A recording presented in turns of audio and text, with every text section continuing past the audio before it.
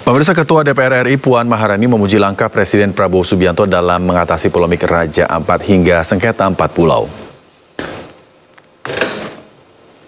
Hal ini disampaikan Puan dalam pidatonya di rapat paripurna ke-20 DPR, pembukaan masa sidang 4 tahun sidang 2024-2025. Puan menilai pemerintah responsif dalam mengambil tindakan untuk mengatasi sejumlah permasalahan sehingga tidak berlarut-larut. DPR RI memberikan apresiasi atas kebijakan pemerintahan Presiden Prabowo Subianto yang responsif dalam mengambil tindakan untuk mengatasi permasalahan pertambangan di Raja Ampat dan permasalahan sengketa 4 pulau antara Provinsi Aceh dan Sumatera Utara sehingga tidak berlarut-larut. Kehadiran negara yang ditunjukkan dengan tindakan pemerintah yang cepat, tepat, dan akuntabel, transparan, dan bermanfaat bagi rakyat banyak selalu menjadi harapan rakyat dan kita semua. Pemirsa, surat usulan pemakzulan Gibran sudah masuk di meja MPR DPR RI. Publik pun lumayan penasaran dengan respon resmi dari DPR, tapi ternyata DPR sendiri belum membahasnya. Surat usulan pemakzulan Gibran Rakabuming Raka juga sudah disampaikan ke meja Majelis Permusyawaratan Rakyat dan Dewan Perwakilan Rakyat. Terdapat 8 poin sikap surat tersebut.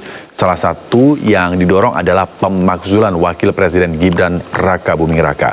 Menariknya, Ketua DPR RI Puan Maharani menyatakan belum menerima surat yang dikirim oleh forum ini.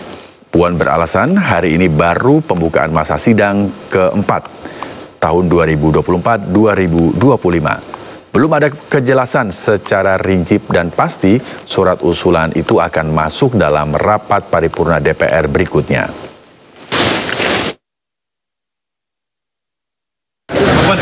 Itu dibahas mengenai 8 RUU, apa yang akan dibahas apa saja, Pak? Nanti kita sampaikan kalau sudah dibahas di komisi terkait atau tidak sesuai dengan mekanisme. Kalau KUHP itu udah ada penugasan ke komisi berapa gitu, Pak? Belum ada Keputusannya. Mbak?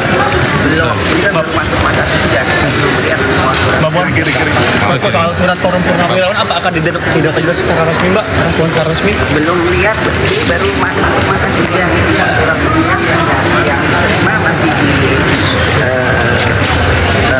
tata usaha. Berarti Mbak Puan belum lihat secara langsung? Belum.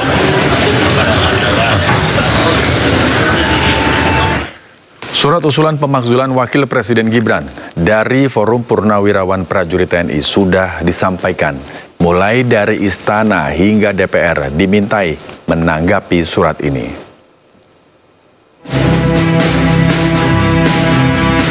April 2025, Forum Purnawirawan Prajurit TNI memberikan surat yang berisi 8 tuntutan kepada Presiden Prabowo Subianto. Salah satu poin yang disoroti adalah poin 8 mengenai pemakzulan Gibran. Melalui penasihat khusus Presiden Bidang Politik dan Keamanan, Wiranto, permintaan itu telah sampai ke tangan Presiden dan tengah dipelajari dengan seksama. Kita tahu beliau dan para purnawirawan satu alma mater ya, satu perjuangan, satu pengabdian, dan tentu punya sikap moral yang sama ya dengan jiwa sabta marga ya dan sebuah prajurit itu ya. Oleh karena itu beliau memahami itu ya.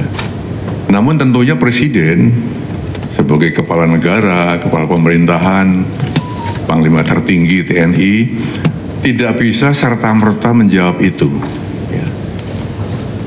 Spontan menjawab tidak bisa, karena apa? Beberapa alasan ya. Yang pertama, kan beliau perlu mempelajari dulu ya isi dari statement itu, isi dari usulan-usulan itu.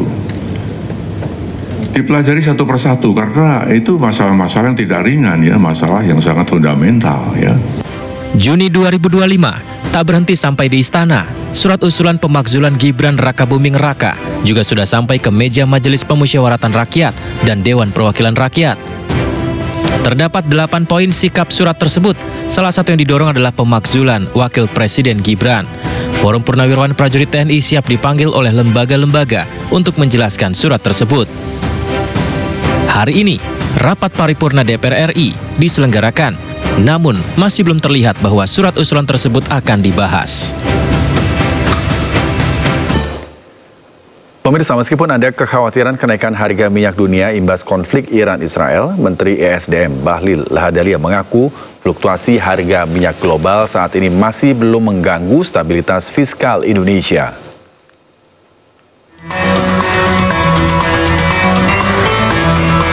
Bahlil mengaku khawatir terkait rencana Iran untuk menutup Selat Hormuz di tengah perang dengan Israel dan Amerika Serikat.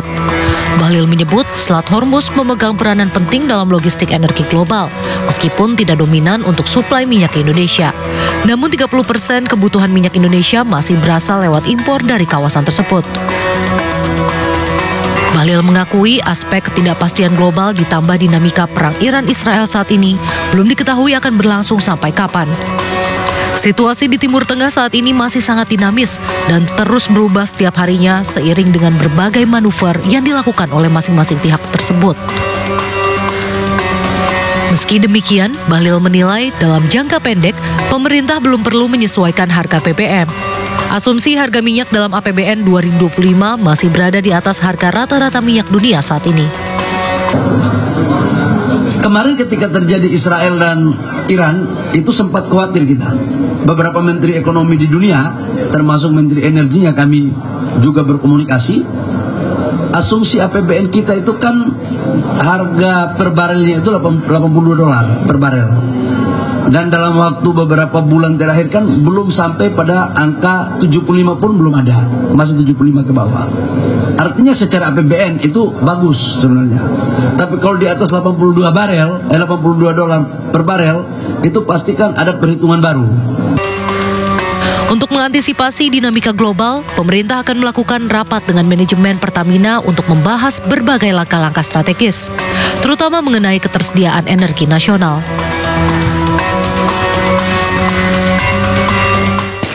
Sementara itu, pemirsa, Menteri Keuangan Sri Mulyani menyebut jika Iran menutup Selat Hormuz, maka dampaknya akan dirasakan berbagai negara di dunia. Di Indonesia, harga komoditas energi akan melonjak seiring naiknya harga minyak global. Year to date negatif, year on year-nya minus 15% dibanding tahun lalu harga minyak itu lebih lemah.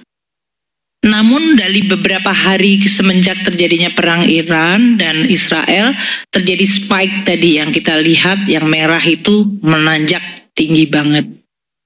Demikian juga dengan batu bara, yang kalau kita lihat, dari Januari sampai dengan akhir Mei, harganya itu menurun 16%. Kalau dibandingkan tahun lalu, harga batu bara itu turunnya bahkan 21%.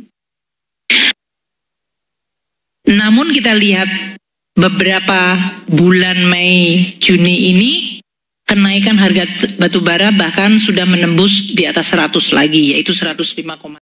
Pemirsa, sebanyak 29 WNI yang dievakuasi dari Iran akan tiba di Bandara Soekarno-Hatta sore ini. Kementerian Luar Negeri mengevakuasi 97 warga negara Indonesia dari Iran menyusul meningkatnya eskalasi konflik pasca serangan rudal Israel dan Amerika Serikat.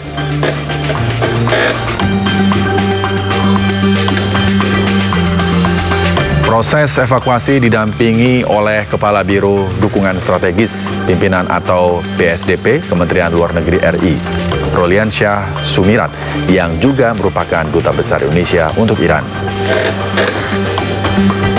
Untuk tahap pertama, ada 29 WNI diterbangkan dari Baku, Azerbaijan hari Senin kemarin, dan rencananya akan tiba di Indonesia sore ini.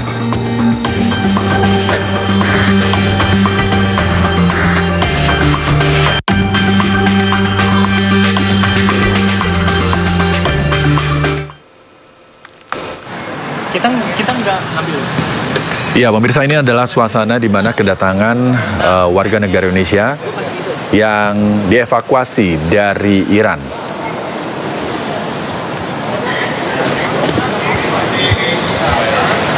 Katanya suruh gantian.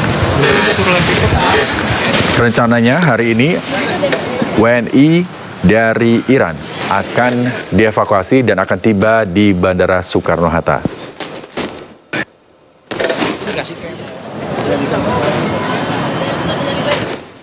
Ya, seperti kita tahu, saat ini ketegangan antara Iran dan Israel eskalasinya terus meningkat sehingga warga negara Indonesia yang berada di kota-kota di Iran dievakuasi ke Indonesia, dan rencananya hari ini sebanyak 29 WNI yang dievakuasi dari Iran akan tiba di Bandara Soekarno-Hatta. Kementerian Luar Negeri mengevakuasi 97 warga negara Indonesia dari Iran. Ini menyusul meningkatnya eskalasi konflik pasca serangan rudal Israel dan Amerika Serikat. Ya.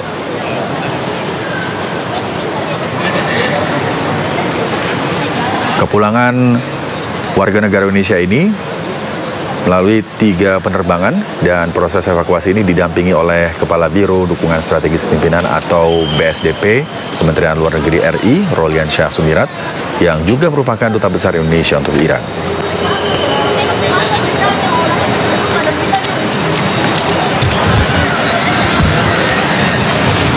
Untuk tahap pertama, ada 29 WNI diterbangkan dari Baku, Azerbaijan, dan hari Senin kemarin ya.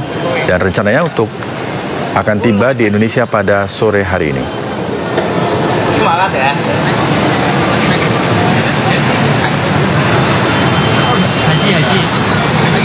Haji plus umroh. Iya, haji plus umroh.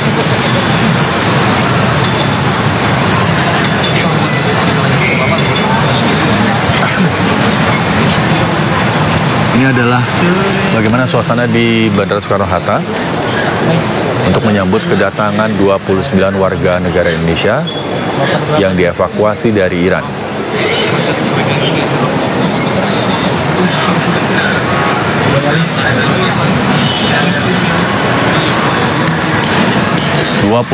Warga negara Indonesia ini yang akan tiba sore hari ini di Bandara Soekarno-Hatta merupakan rombongan pertama karena pemulangan warga negara Indonesia dari Iran terbagi dalam 3 rombongan.